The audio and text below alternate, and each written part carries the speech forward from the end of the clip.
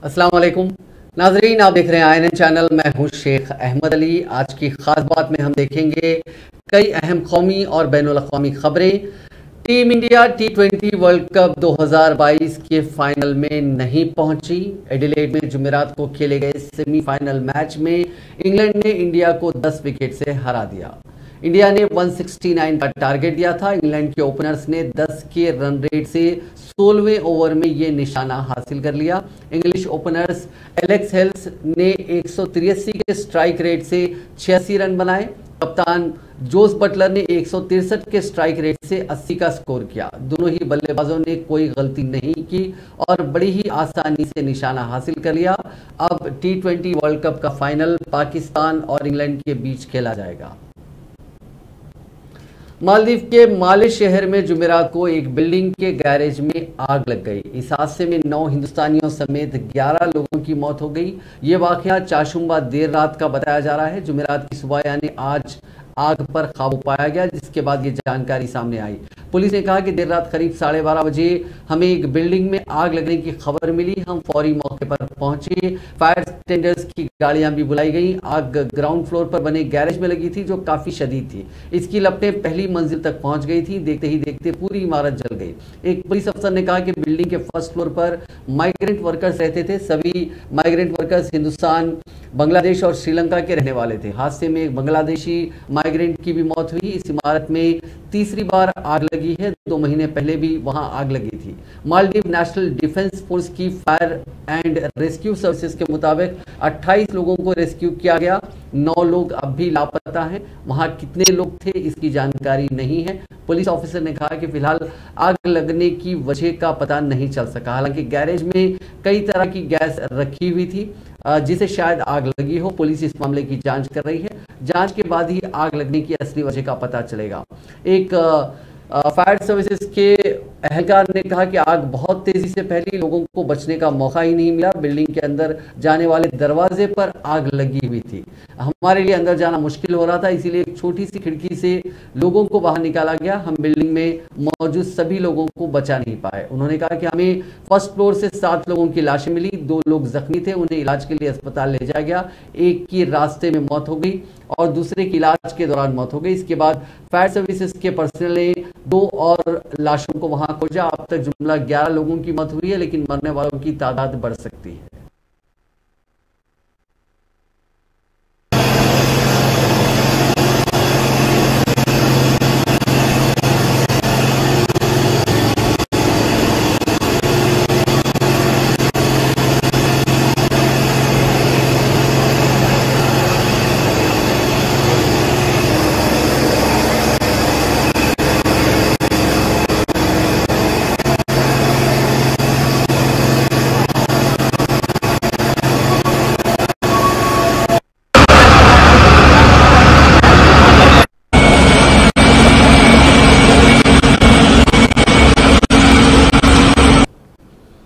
Supreme court ने जुमेरात को कहा कि वाराणसी की ज्ञानवापी मस्जिद में शिवलिंग होने का दावा किए जाने के बाद इलाके की हिफाजत से मुतालिक अबूरी हुक्म में तौसी के मामले पर जुमे को समाअत करेगा। चीफ जस्टिस DY चंद्रचूड़ की सरबराही वाली बेंच ने स्पेशल मेंशन के दौरान वकील विष्णु शंकर जैन की अर्जी को कबूल करते हुए कहा कि इस मामले की समाअत जुमे को दोपहर 3 बजे होगी। बेंच के सामने एडवोकेट जैन ने मुतालिका इलाके की सिक्योरिटी से मुतालिक अबूरी हुक्म के 12 नवंबर को खत्म होने की मालूमात का हवाला देते हुए इसकी तौसी की दरखास्त पर समाअत करने की इल्तिजा की। चीफ जस्टिस चंद्रचूड़ ने कहा कि हमें एक बेंच तश्कील देना है। हम कल दोपहर 3 बजे समाअत के लिए एक बेंच तश्कील देंगे। सुप्रीम कोर्ट ने उत्तर प्रदेश के वाराणसी में ज्ञानवापी मस्जिद के सहन में शिवलिंग मिलने के दावे के बाद मुतालिका फरीकों की दरखास्तों पर समाअत करते हुए 17 मई को इस मुतनाज़ा इलाके का तहफ़्फ़ुज़ यकीनी बनाने का अबूरी हुक्म जारी किया था, जिसकी मुद्दत जुमे को खत्म हो रही है। गुजरात असेंबली इंतखाबात के लिए बीजेपी ने जुमेरात को पहली लिस्ट जारी की। 180 असेंबली सीटों में से अभी 160 सीटों पर उम्मीदवारों का ऐलान किया गया। वज़ीर आला भूपेंद्र पटेल घाटलोडिया से इलेक्शन लड़ेंगे। वहां उनके खिलाफ कांग्रेस की एमी याग्निक हैं। गुजरात के साबिक वज़ीर आला विजय रूपानी की जगह डॉक्टर दर्शिता शाह राजकोट वेस्ट से इलेक्शन लड़ेंगी। वहीं पार्टी ने मौजूदा हुकूमत में शामिल 5 वुज़रा का भी टिकट काट दिया। इनमें राजेंद्र त्रिवेदी और प्रदीप परमार जैसे बड़े कायदीन शामिल हैं। मोरबी में बीजेपी ने मौजूदा एमएलए ब्रिजेश का टिकट काट दिया। उनकी जगह साबिक एमएलए कांतिलाल अमृतिया को टिकट दिया गया है। मोरबी पुल हादसे के वक्त कांतिलाल लोगों की जान बचाने के लिए मछू नदी में कूदे थे। उन्होंने जल्द रेस्क्यू के लिए वीडियो भी पोस्ट किया था। रविंद्र जडेजा की बीवी रिवाबा को जामनगर नॉर्थ से टिकट दिया गया है।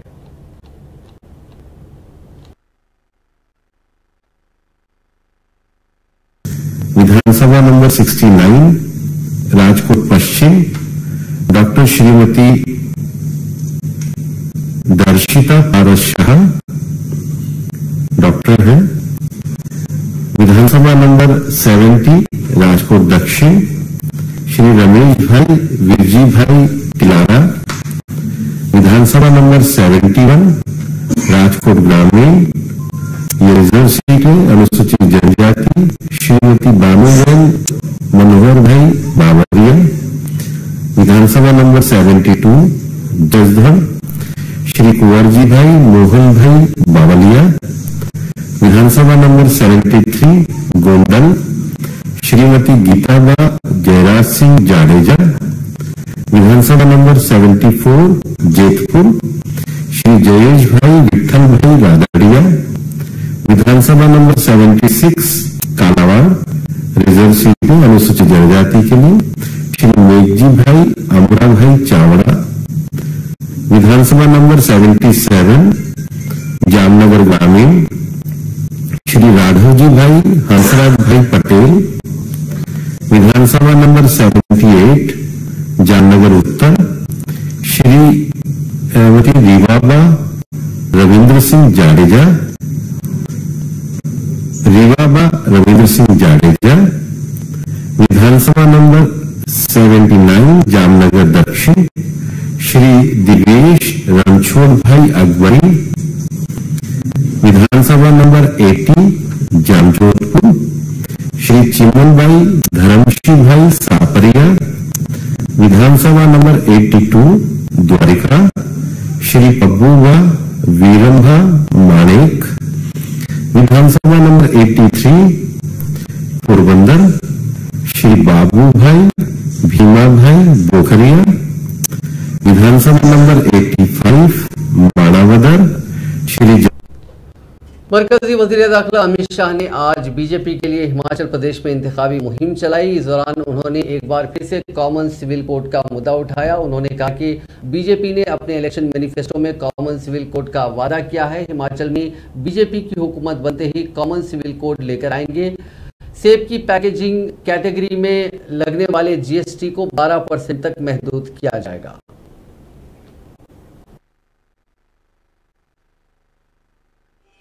माताओं भाइयों बहनों, हमारे घोषणा पत्र के अंदर हमने कॉमन सिविल कोड का वादा किया है।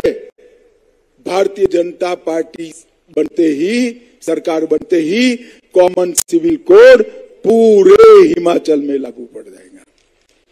किसानों को मोदी जी जो 6,000 रुपया भेज रहे हैं, उसमें छोटे किसानों को 3,000 रुपया और राज्य सरकार देगी। सेब की पैकेजिंग सामग्री पर जीएसटी को 12% तक सीमित कर दिया जाएगा। राज्य में 5 नए मेडिकल कॉलेज खोलेंगे। वक्फ की संपत्तियों में भ्रष्टाचार करने वालों की जांच होगी। और माताओं भाइयों बहनों, हिमाचल की बच्चियां जो 6ठी कक्षा से 12वीं कक्षा में पढ़ती हैं, वो सभी को एक स्कूटी सरकार की ओर से पढ़ने के लिए दिया जाएगा। कांग्रेस ने कहा कि हिमाचल प्रदेश और गुजरात असेंबली इंतखाबात के बाद अगर पार्टी हुकूमत बनाती है तो पुरानी पेंशन स्कीम को लागू किया जाएगा। कांग्रेस जनरल सेक्रेटरी प्रियंका गांधी वाड्रा ने जुमेरात को फेसबुक पोस्ट में कहा कि पेंशन मुल्क की खिदमत करने वाले हर सरकारी मुलाजिम की बुढ़ापे का सहारा है। पेंशन हासिल करना हर सरकारी मुलाजिम का हक है, जिसे बीजेपी हुकूमत उससे छीन रही है। लेकिन अगर कांग्रेस की हुकूमत बनी तो पेंशन स्कीम को नाफिज किया जाएगा।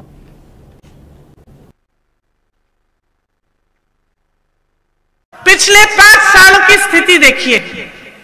हिमाचल प्रदेश 70,000 करोड़ के कर्ज में है, 70,000 करोड़ के कर्ज में है। यहां की 30 लाख नौजवान की आबादी है। तमाम नौजवान पढ़े लिखे हैं। आपने मेहनत की, अपने बच्चों को पढ़ाया लिखाया कि उनका भविष्य बने। ऐसे 30 लाख बच्चे आज हिमाचल प्रदेश में हैं, जिसमें से 15 लाख बेरोजगार पड़े हैं। यहां कितने नौजवान हैं? हाथ उठाइए। अब पिछले 5 सालों में जिसको नौकरी मिली है वो हाथ खड़ा रखे, बाकी नीचे करिए। नहीं मिली ना, नौकरी नहीं मिली। अब आपको बताया जाता है, भाजपा के मेरे ख्याल से मुख्यमंत्री जी ने खुद कहा कि ये जो कांग्रेस वाले कह रहे हैं ये करना संभव ही नहीं है, नौकरी दिलवाना संभव ही नहीं है। लेकिन 63,000 रोजगार, 63,000 सरकारी पद खाली पड़े हैं, 5 सालों से खाली पड़े हैं, और यहां हजारों नौजवान बेरोजगार हैं। पूछिए क्यों? क्योंकि नीयत सही नहीं है। 12 तारीख को आप वोट डालने जाएंगे, आपके पास, आपके सामने एक बड़ी चुनौती है। क्या चुनने जा रहे हैं? अपने आप से पूछिए। क्या सिर्फ आप 2 राजनीतिक दलों के बीच में चुनाव करने जा रहे हैं कि हम इनको चुनेंगे या उनको चुनेंगे, या आप अपने भविष्य के लिए अपना वोट डालने जा रहे हैं? जरा इस बात को आप ठीक से समझिए, क्योंकि इस मंच पर खड़े होकर आपसे कोई भी कुछ भी कह सकता है। आज मैं खड़ी हूं, मैं तमाम वादे कर सकती हूं, कोई और आएगा वो भी कर सकता है। आजकल की राजनीति बहुत बदल चुकी है। एक समय में जब मेरी दादी जी इंदिरा जी होती थी, मेरे पिताजी होते थे, तो एक अलग राजनीति थी। आप अपने अनुभव पर, अपनी परिस्थितियों के आधार पर अपना वोट दें, क्योंकि ये वोट आपका। कांग्रेस के साबिक सदर राहुल गांधी ने वजीर आजम नरेंद्र मोदी पर सीधा हमला करते हुए कहा कि उनकी क़यादत वाली हुकूमत अपोजिशन को पार्लियामेंट में बोलने नहीं देती और आवाम की आवाज़ को दबाने का काम करती है। कांग्रेस कायद ने कहा कि जब भी पार्लियामेंट में अवामी मसाइल उठाए जाते हैं तो हुकूमत अपोजिशन को बोलने नहीं देती और माइक बंद कर दिया जाता है।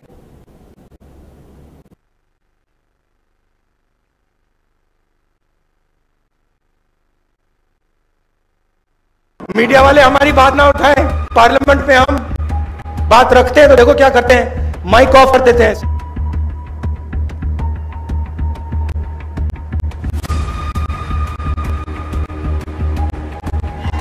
यहां पे तो कंट्रोल है माइक का, पार्लियामेंट हाउस में वहां पे ऐसे बंद हो जाता है 2 मिनट में। नोटबंदी की बात करो, माइक ऑफ। चाइना की सेना अंदर आ गई, 2000 स्क्वायर किलोमीटर हिंदुस्तान का उठा के ले गए, माइक ऑफ। क्या बोल रहा है बोल लो, किसी को कोई कुछ नहीं दिखाई देगा, कुछ नहीं सुनाई देगा, माइक ऑफ। 4 साल आप सेना में काम करो, 6 महीने ट्रेनिंग मिलेगी और 4 साल बाद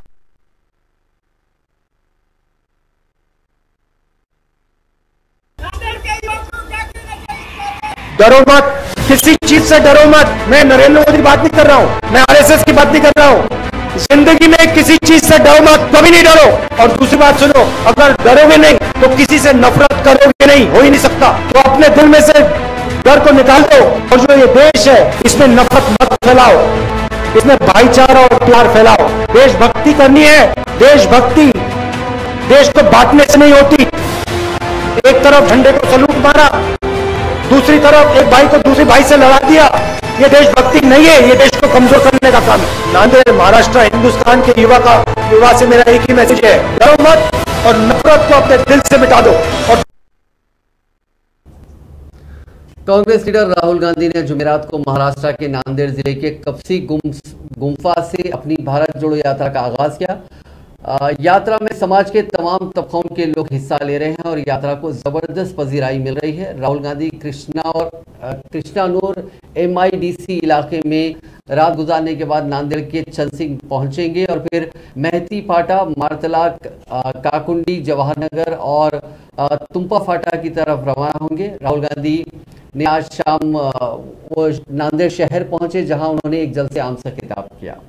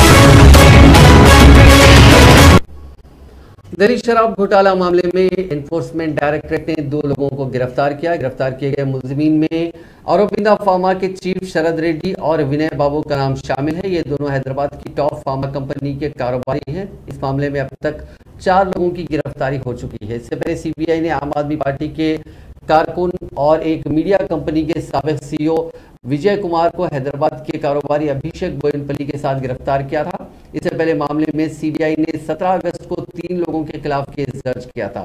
इनमें बड्डी रिटेल प्राइवेट लिमिटेड गुरुग्राम के डायरेक्टर अमित अरोड़ा, दिनेश अरोड़ा और अर्जुन पांडे का नाम शामिल है।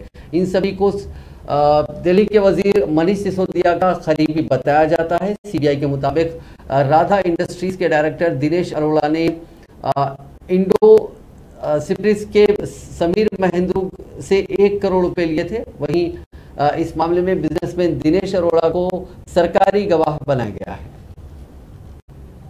समाजवादी पार्टी ने साबिक वजीर आला अखिलेश यादव की अहलिया और साबिक MP डिम्पल यादव को मैनपुरी लोकसभा सीट से उम्मीदवार बनाया, जो समाजवादी पार्टी के बानी मुलायम सिंह यादव के इंतखाब के बाद खाली हुई है। इस सीट पर 5 दिसंबर को पोलिंग होगी। डिम्पल यादव को 2019 में कन्नौज लोकसभा इंतखाबात में शिकस्त हुई थी। डिम्पल यादव के अलावा समाजवादी पार्टी मैनपुरी से उम्मीदवार के तौर पर तेज प्रताप यादव और धर्मेंद्र यादव के नामों पर गौर किया जा रहा था, लेकिन जुमेरात को डिम्पल यादव के नाम को मंजूरी दे दी गई। डिम्पल इससे कबल कन्नौज से MP थी। उन्होंने फिरोजाबाद से भी इलेक्शन लड़ा था, लेकिन उन्हें शिकस्त का मुंह देखना पड़ा। डिम्पल यादव की इंतखाबी मुहिम पार्टी के कौमी सदर अखिलेश यादव खुद चलाएंगे।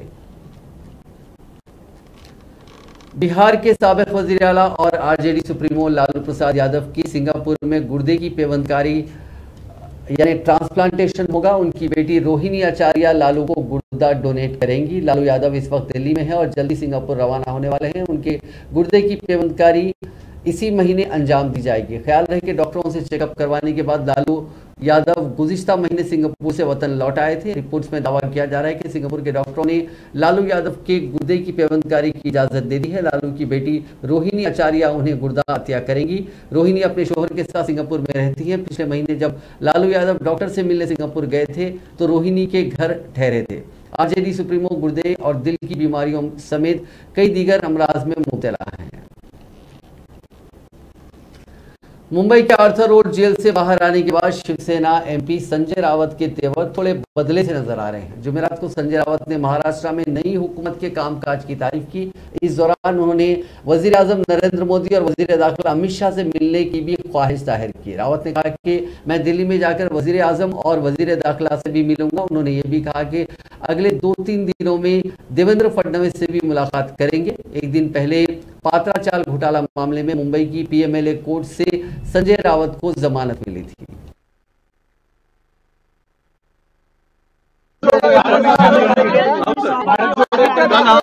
भारत जो यात्रा में शामिल होंगे, अगर मेरी तबीयत ठीक रहती तो मैं जरूर राहुल गांधी जी के साथ आप भारत जोड़ो यात्रा में शामिल होता। मैं आज रोज इस बारे में बात करूँगा।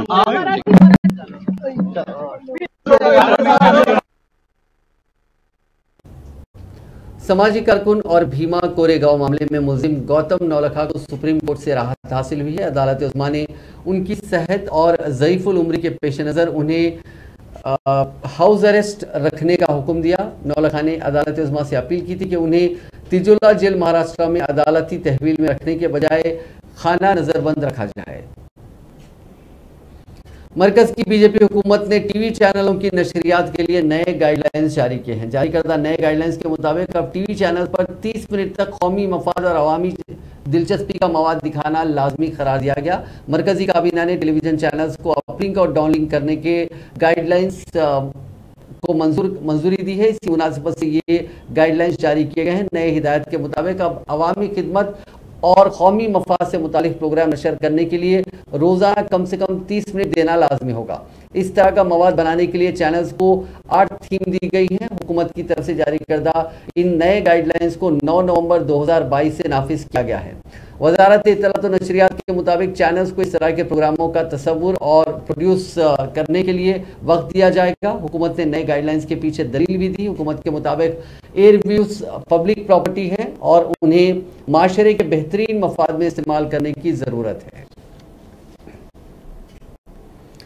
आज सदर जमहूरिया द्रौपदी मुर्मू ओडिशा के दौरे पर हैं। आज उन्होंने पहली बार लॉर्ड जगन्नाथपुरी उन्होंने वहाँ की मंदिर का दौरा किया। मंदिर में दर्शन के लिए आज सदर जमहूरिया करीब 2 किलोमीटर पैदल चलकर गई। रास्ते में अवाम ने उनका बहुत ही गर्मजोशी से इस्तकबाल किया।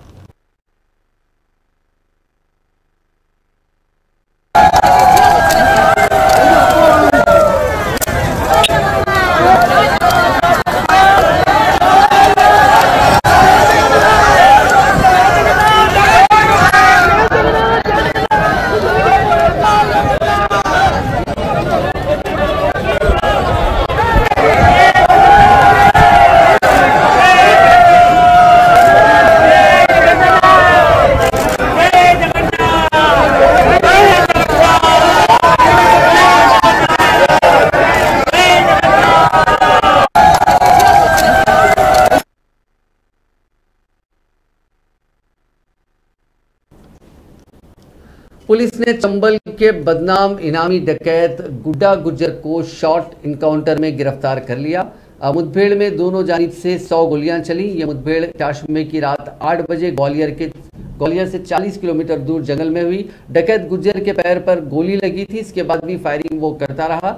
उसके 3 साथी भाग निकले। एडीजी श्रीनिवास वर्मा के मुताबिक डकैत गुड्डा गुज्जर के पास से 315 बोर की बंदूक मिली।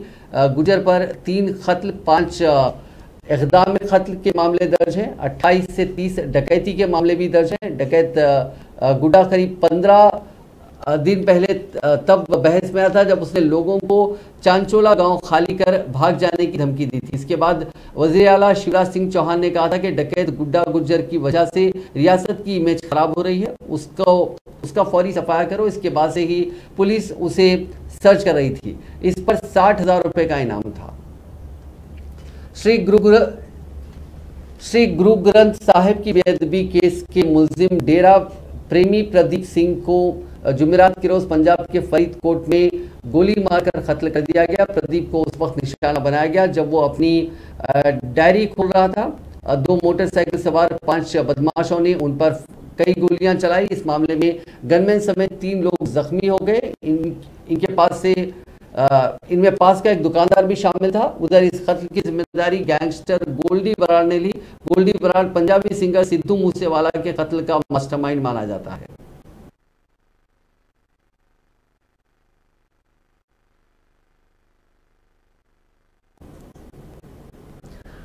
तमिलनाडु के मदुराई जिले के उसीलामबट्टी के पास जुमेरात को एक पटाखा फैक्ट्री में धमाका हुआ। धमाके के बाद फैक्ट्री में आग लग गई। इस हादसे में फैक्ट्री में काम कर रहे 5 मजदूरों की मौत हो गई, जबकि करीब 10 मजदूर जख्मी हैं। सिंधुपट्टी पुलिस स्टेशन के एक ओहदेदार ने बताया कि ब्लास्ट इतना जोरदार था कि फैक्ट्री में काम कर रहे 5 मजदूरों के जिस्म के चीथड़े उड़ गए। हादसे की जानकारी मिलते ही फायर सर्विसेज और पुलिस की टीमें मौके पर पहुंची। एसपी मदुराई ने इस हादसे की तस्दीक की है। उन्होंने बताया कि धमाके की वजह अभी तक पता नहीं चली। मरने वालों की पहचान की जा चुकी है। वहीं हादसे में जख्मियों की हालत भी तशवीशनाक बनी हुई है। नेशनल इन्वेस्टिगेशन एजेंसी ने कोयम्बतूर कार सिलेंडर धमाका केस की तहकीकात तेज कर दी है। इसके हिस्से के तौर पर चाशुम्बे की आधी रात से रियासत तमिलनाडु के 45 इलाकों में छापे मारे जा रहे हैं। एनआईए कोयम्बतूर के 40 इलाकों और चेन्नई के 5 इलाकों में मायना कर रही है। एनआईए अफसरान ने मुश्तबा अफराद और उनके साथियों के घरों की तलाशी ली। ये चेकिंग चेन्नई के मुख्तलिफ इलाकों में की जा रही है। 200 करोड़ के मनी लॉन्ड्रिंग केस में बॉलीवुड एक्ट्रेस जैकलीन फर्नांडिस की जमानत पिटीशन पर कल यानी 11 नवंबर को फैसला किया जाएगा। इस केस में जुमेरात को दिल्ली के पटियाला हाउस कोर्ट में सुनवाई हुई। इस दौरान एनफोर्समेंट डायरेक्टरेट ने कहा कि जैकलीन के खिलाफ सबूत हैं, इसलिए उन्हें जमानत ना दी जाए। इस पर कोर्ट ने ईडी से पूछा कि अगर सबूत हैं तो आपने जैकलीन को अब तक गिरफ्तार क्यों नहीं किया। सुनवाई के वक्त पटियाला हाउस कोर्ट में जैकलीन के साथ पिंकी ईरानी भी मौजूद थी। पिंकी पर सुकेश से पैसा लेकर जैकलीन तक पहुंचाने का इल्जाम है। जैकलीन ने कोर्ट रूम में अपने बचाव में कहा कि इस मामले में जांच एजेंसी का उन्होंने पूरा ताउन किया। उन्होंने खुद इस मामले में सरेंडर किया, लेकिन एनफोर्समेंट डायरेक्टरेट ने उन्हें सिर्फ परेशान किया। मैं अपने काम के सिलसिले में बैरून मुल्क जाती रहती हूँ, लेकिन उन्हें बैरून मुल्क जाने से रोका जा रहा है। असम में सभी मदारिस को अपनी मुकम्मल तफसीलात रियासती हुकूमत के पास जमा करने की हिदायत दी गई है। इसके लिए मदारिस के जिम्मेदारान को 1 दिसंबर तक का वक्त दिया गया। मदारिस को अपनी जगह, असातिज़ा और इदारे से जुड़ी सभी जानकारी देने के लिए कहा गया। इस सिलसिले में एक सीनियर अफसर ने बताया कि चाशुम्बी के रोज पुलिस डायरेक्टर जनरल भास्कर ज्योति महंत, सेकेंडरी एजुकेशन डायरेक्टर ममता होजाई, सरकर्दा अफसरान और मदारिस के नुमाइंदों की मीटिंग हुई। इस मीटिंग में फैसला लिया गया कि सभी मदारिस को अपनी तफसीलात हुकूमत को देनी होगी और इसके लिए 1 दिसंबर आखिरी तारीख है। अरुणाचल प्रदेश के वेस्ट सियांग में जुमेरात की सुबह जल्जले के तेज झटके महसूस किए गए। रिक्टर स्केल पर जल्जले की शिद्दत 5.7 रही। जल्जले से किसी तरह के नुकसान की इतला नहीं है। एक रिपोर्ट के मुताबिक जल्जले का मरकज यानी एपी सेंटर अरुणाचल प्रदेश के बासर से 52 किलोमीटर नॉर्थ वेस्ट में था। इसकी गहराई जमीन से 10 किलोमीटर अंदर थी। हिमाचल प्रदेश में फिर से बर्फबारी हुई है। चंबा के पांगी, किलाड़ और दीगर ऊंची चोटियों पर बीती रात ताज़ा स्नोफॉल हुआ। इससे वहां मनाली लेह हाईवे बंद हो गया है। वहीं लाहौल और चंबा जिले के ज़्यादातर ऊंचे इलाकों में सड़कें मुकम्मल तौर पर बंद हैं। वहां गाड़ियों की आवाजाही बिल्कुल रोक दी गई है। ताज़ा बर्फबारी को देखते हुए लाहौल स्पीति पुलिस ने भी सभी टूरिस्टों और मकामी लोगों को जरूरी एहतियात बरतने के लिए कहा है।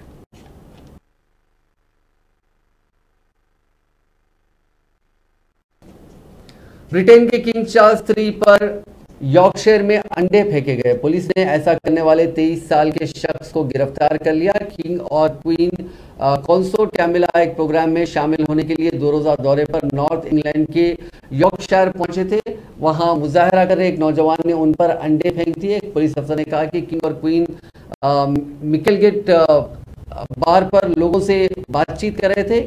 लोग किंग के इस्तकबाल में गॉड सेव द किंग गा रहे थे। तभी नारेबाजी करते हुए एक शख्स ने उन पर अंडे फेंक दिए। वो चिल्ला रहा था, ये मुल्क गुलामों के खून पर बना है, हमने उसे गिरफ्तार कर लिया है। पुलिस ने बताया कि गिरफ्तारी के बाद शख्स ने कहा कि मैं गुलामी के खिलाफ, गुलामी से मुतासिर हूँ। इंसाफ के तौर पर ये अंडे फेंके गए हैं।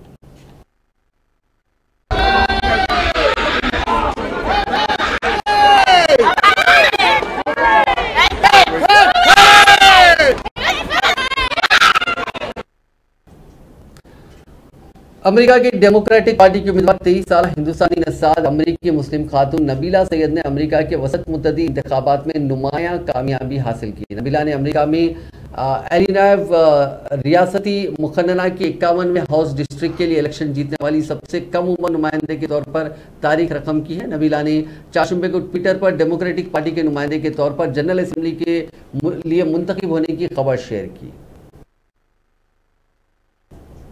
नाज़रीन, आज की खास बात में बस इतना ही। आपसे कल मुलाकात होगी नई खबरों के साथ। आप देखते रहिए INN चैनल।